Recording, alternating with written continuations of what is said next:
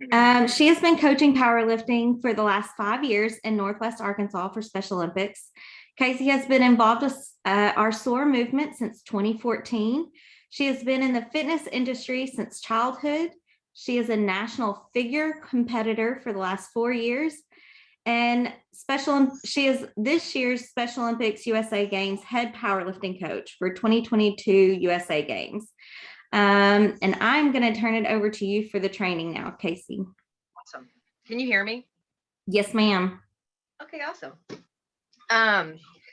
Yeah, why powerlifting? Why do I love this sport so much? I mean, literally, I think 2 weeks after I was born, I was in a carrier in a gym as my dad was getting ready to compete in a bodybuilding competition. Just kind of grew up in this world. I am not competing currently, but this has just kind of been my passion of bodybuilding, lifting, and mixing physical strength with mental strength. And my husband is actually involved in law enforcement torch run, and he got me involved with Special Olympics. And of course, I just fell in love with powerlifting. So it's really hard to duplicate the physical and mental strength in other sports that we see. So that's the really cool component about powerlifting that draws me to it. So very basic, when it comes to powerlifting, you have bench press, you have deadlift.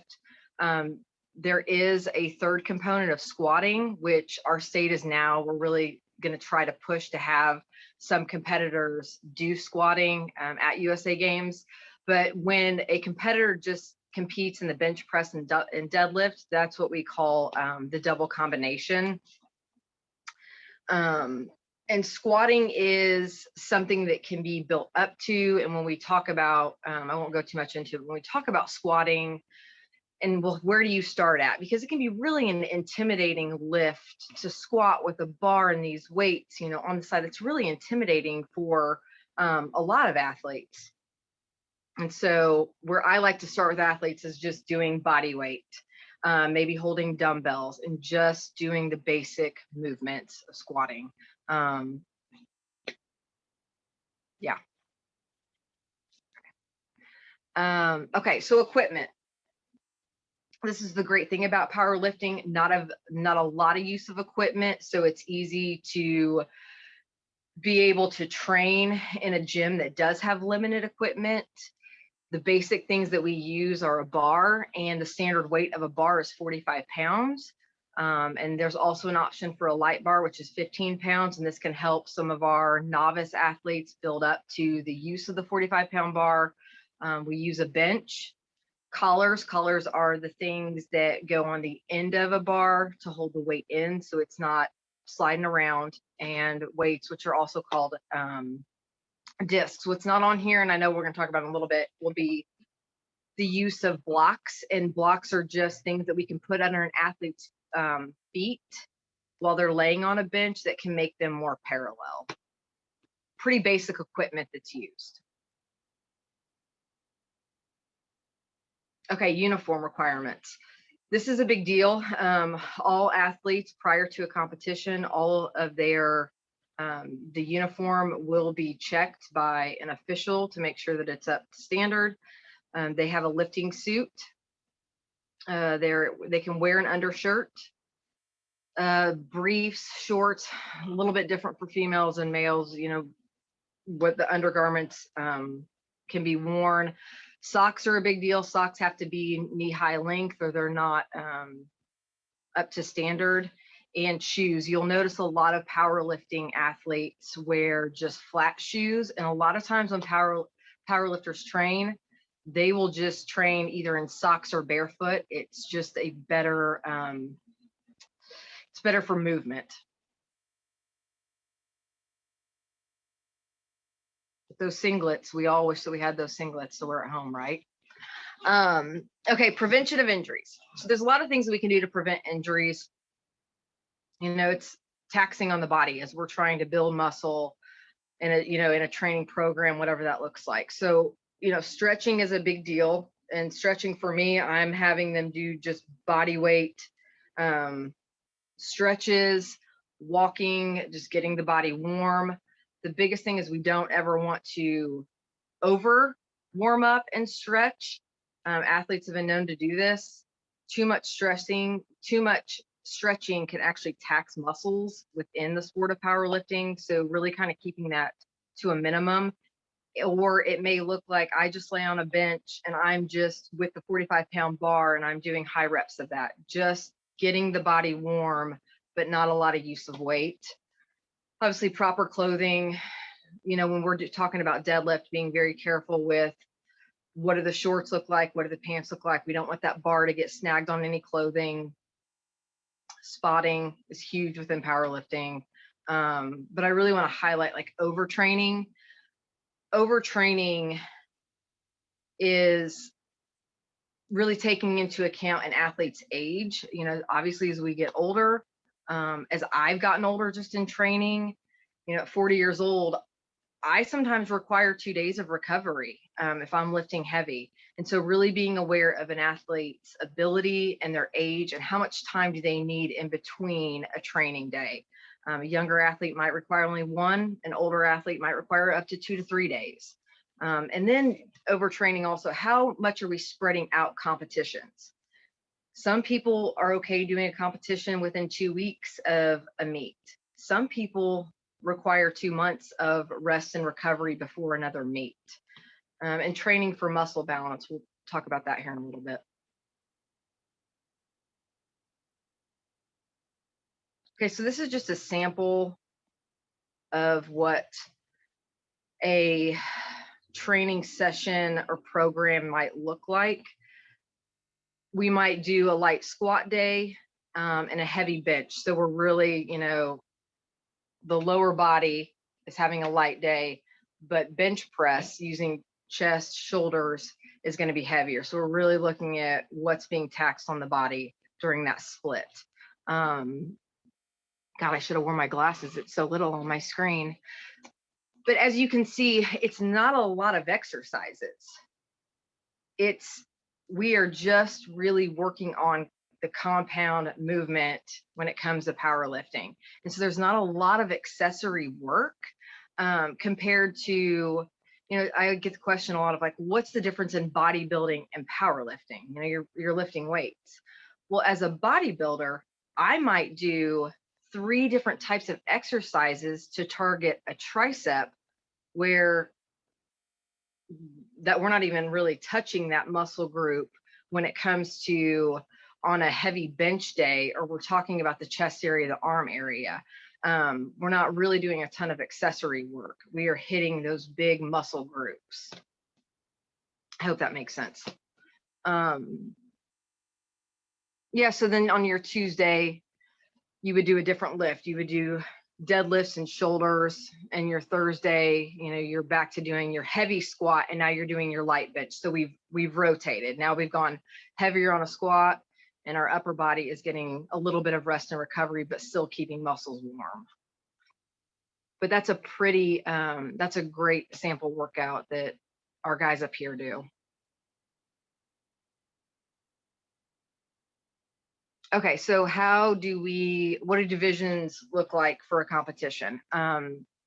Athletes are placed into divisions according to their gender, age and ability, and a weight class. And weight classes are divisions that the groups are according to their body weight, and weights are taken the day of competition. And you can see that age division broken down there. Minimum age to compete 16, and then your senior 16 to 21, and masters 21 and over. And those are broken up into gender. And this is an example of like how your weight classes are broke down. And everything, this is the biggest challenge for me because I obviously do not do technology or numbers. Everything in powerlifting is in kilograms. So that conversion, I carry a chart with me everywhere because I cannot make that conversion in my head. Thank God we have a coach on our team who this is just second nature to him, and he can, pull it out of his head. I cannot. So you can see this conversion here, but we do not go by pounds at a powerlifting meet. Everything is in kilograms.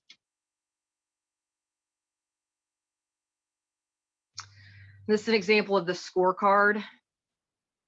So you'll see their name, their weight, the age, and then bench and deadlift are on there. And when we come into a meet, we have to have our first attempt. So what do I think his first attempt is going to be on bench press? And everyone does this a little bit different. You can your first attempt can be, you have your max. You always have this idea of like what your max, this athlete, their max within the past 2 weeks has been 200 pounds on bench press. And if you think that's what your max is going to be, you determine your lifts based on how do we get to that point. And there's a lot of different ideas on where do you start. Some people start at 70% of that number, 75, and you build up to it. And that's where you put your attempts in. And then at the bottom, you can see whether that attempt it's marked a good lift or not. And we'll talk about the score here in a second, but that's your scorecard, and that's what they look like across every meet. Okay, weigh in. So weigh in it's a pretty technical part of a meet. It's very private, takes place with, you've got a referee, athlete comes in, take off their shoes, whatever they've got on, they're weighed. This is prior to any meet. And the competitor can only have like the official weight registered once, so they can't go back in. And this is also a time where if I know that my athlete is going to need blocks, I've got to let the referee know at this time that they're going to need blocks while they're doing bench press. So I've got to have that information prior to the meet. Okay, so general rules. So what we call where the bench is, or where they're going to deadlift or squat, that's called a platform. These are usually up on a stage. I don't know if anyone has seen Summer Games. So impressive. The work that has gone into it. I mean, it's a legit powerlifting meet. It's super impressive. But that's called a platform. Each competitor has 1 minute from the time that they are announced, their name is called, to the start of the attempt. So they are on a clock. They've got 60 seconds from the time the name is called until they start their first attempt. And the first round attempt has to be submitted, like I said, at the time of weigh-in. They must submit. So after my athlete has lifted, I've got to have an idea in mind. What is that next lift going to be? What's that number? Are we going up? Did they scratch? Do we need to do it again? I've got an idea in my head of what the number is going to be, but I've got 1 minute once they are done with their lift to get back to, usually it's behind the platform. I've got 1 minute to get back there and give my next attempt. So it's timed. And so we really have to be prepared going into a meet of what are our attempts going to be? What are those numbers going to look like?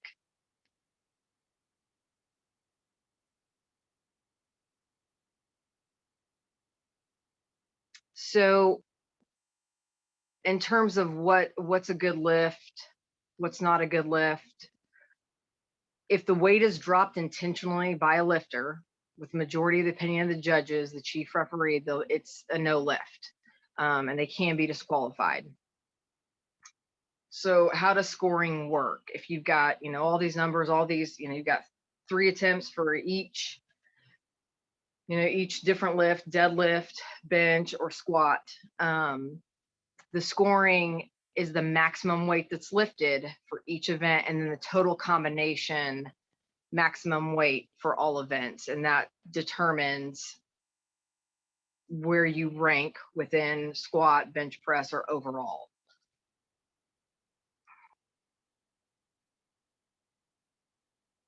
Okay, so bench press. So the commands, we drill this into our athletes, and I have to say right now, I'm so impressed and proud of our team, where we're at.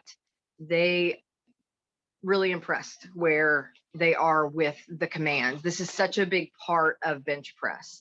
So they get on, Can you see a bench in that picture? Yeah. So athlete lays down, they get their hands set, and typically the most comfortable position is those pinkies on the rings. You will notice on a bar, there's always a smooth part. I don't even know what you would call it. It's texturized. The bar is pretty much texturized, but where your pinkies would land is always a smooth part. And that's typically where we will set our athletes' pinkies based on their ability. There are times where we need to come in closer, sometimes wider. But I would be standing behind my athlete and I'm holding the bar, and they will say either 1, 2, 3, or they'll count down to 3, 2, 1. I help lift the bar off. And when I let go, they must hold that bar on their own. No movement, hold the bar on their own. When we say start, I have at this time backed away. They lower, listen for the command to press, and then they're allowed to push and press off of chest. They must hold it again until they are told to rack. And at this time, we can assist and step in and kind of guide that bar back to rack it. They have to listen to the commands. It won't be a good lift if I have held the bar and when I step back, they start going down. If I have not said start, it's not a good lift. So listening to the commands is a huge part of bench press. And our athletes right now, they're doing great. So ways to get disqualified, I've probably already mentioned some of this. Not listening to the commands. Any changes in the elected lifting position during the lift, like feet have to be flat at all times. And so if I am pushing that weight off of my chest and I'm going to use my feet and my feet come off the ground, I'm disqualified. You're also not allowed to bounce the bar off of your chest to get momentum. Again, you have to listen for that press command. What other key points here? Contact with the bar or spotter between. No one is obviously allowed to touch the bar. Only the lifter has their hands on the bar once the lift has started. But a good point is when we say rack, the spotters on the side can help guide that bar back. And let me back up. I didn't mention this. If we, as the spotter behind the bar, if I'm determining this athlete is struggling, they're not going to be able to get this lift, we will go ahead, put hands on it, and obviously take the bar from them. And that's allowed, obviously. And deliberate contact between the bar and the bar resting upright during the lift, which would aid the process. Yes. So lifter has to be in complete control of that bar from start to finish for it to be deemed clean and a good lift. Sorry, I keep getting close. I can't read. It's teeny tiny on my screen. Okay, deadlift. So deadlift, if that bar in that picture was on the ground, lifter, athlete walks up, he or she will set hands, will set feet. You'll see that last bullet point of traditional or sumo. Those are the two different styles. Some athletes are more comfortable with their legs, feet straight on, facing straight towards the bar and at shoulder width apart. And those hands can go on the outside of the arms or on the inside.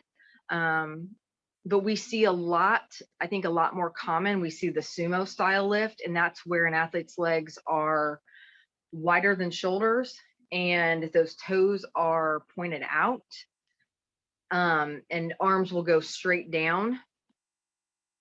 So you'll set your feet, you set your knees, head must be up. When the down command happens, so athlete has to stand up, hold the bar, and wait for the command of down, and have control of the bar to the floor.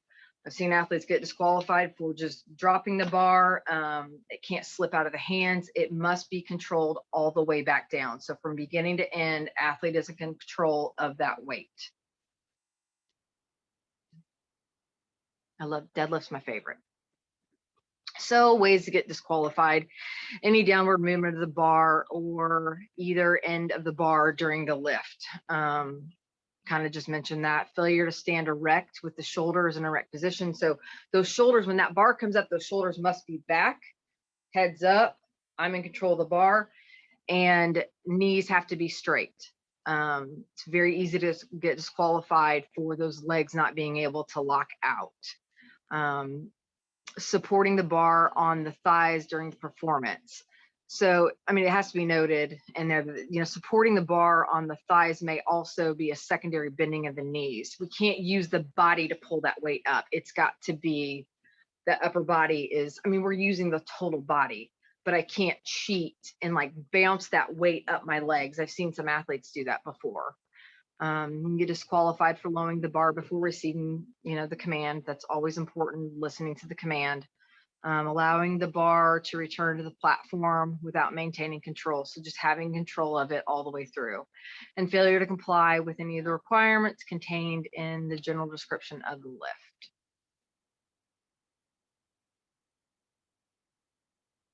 Okay, so here is an online coach's guide.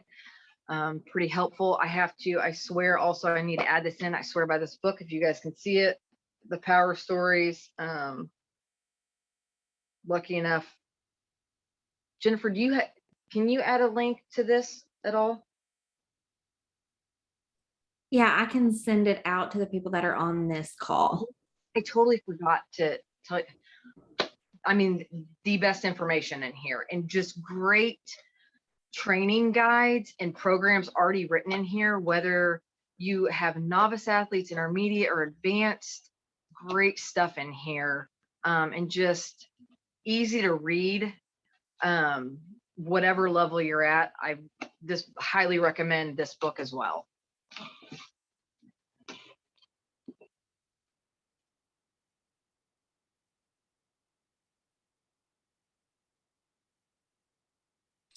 Can you see the coach's guide, Casey? No, I see a guy squatting. Okay, that's the coach's guide. So in our coach's guide, you can find all the helpful tools for this specific sport. And they do a really good job of breaking it down, getting really technical, having exercise charts that you can go off of. I'm gonna jump. Well, let's see if I can. They also have videos embedded in here. They go over equipment, uniform. With powerlifting, it being such a technical sport, I know there's always a lot of questions that people may have, which you can always reach out to us. But this coach's guide is just a really good thing. They have warm-up exercises that are good for this specific sport. But then again, the videos that are embedded in here show you things to do and how to do it well. So it really is a good tool to use. Yeah, videos are great. I'm just a very visual learner, so they're very helpful to me.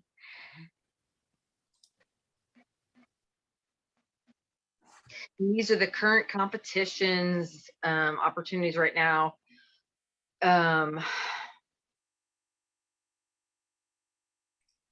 Yes, state games and summer games. Gosh, that's going to be here before we even know it.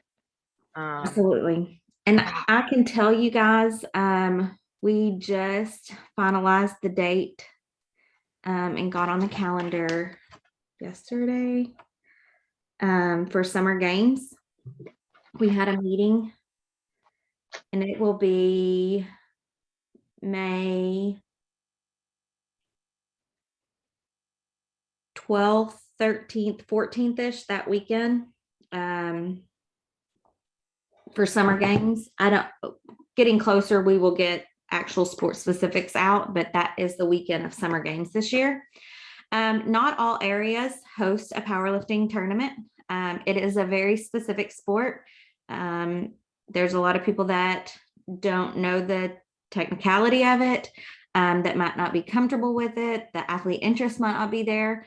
So if powerlifting is not something that is available in your area, feel free to go to these other areas and join their powerlifting tournament or competition.